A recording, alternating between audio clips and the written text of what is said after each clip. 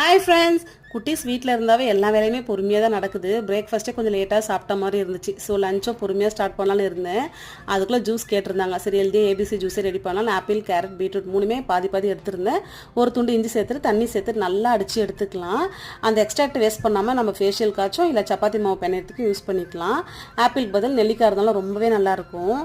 சின்ன குட்டி நல்லா குடிச்சிடுவார், பெரிய குட்டியை கொஞ்சம் மிரட்டி கொடுக்குற மாதிரி தான் இருக்கும். இன்றைக்கி லஞ்சுக்கு வந்து கோஃப்தா கறி தான் பண்ணியிருந்தேன். சொரக்காய் நல்லா தூரிட்டு கொஞ்சம் உப்பு சேர்த்துட்டு கொஞ்சம் நேரம் அப்படியே விட்டுட்டோம்னா தண்ணி நல்லா பிரிஞ்சு வந்துடும். நல்லா ஃபில்டர் பண்ணி எடுத்துகிட்டு சோளம் மாவு கொஞ்சம், கடலை மாவு, அப்புறம் நம்ம போண்டாக்கு என்னென்ன யூஸ் பண்ணுமோ அதெல்லாம் போட்டு நல்லா பிசைஞ்சு நல்லா உருண்டையாக எடுத்துகிட்டு நம்ம பொரிச்சு எடுத்துக்க வேண்டியதுதான். தாளிப்புக்கு கொஞ்சமாக பிரியாணி ஸ்பைசஸ்லாம் ஆட் பண்ணிட்டு வெங்காயம் தனியாக அரைச்சி ஊற்றிருக்கேன்.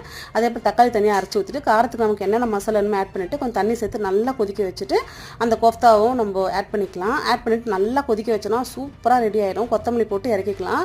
சாதத்துக்கு நல்லாயிருக்கும், சப்பாத்திக்கு அதை விட ரொம்பவே சூப்பராக இருக்கும். பாய்.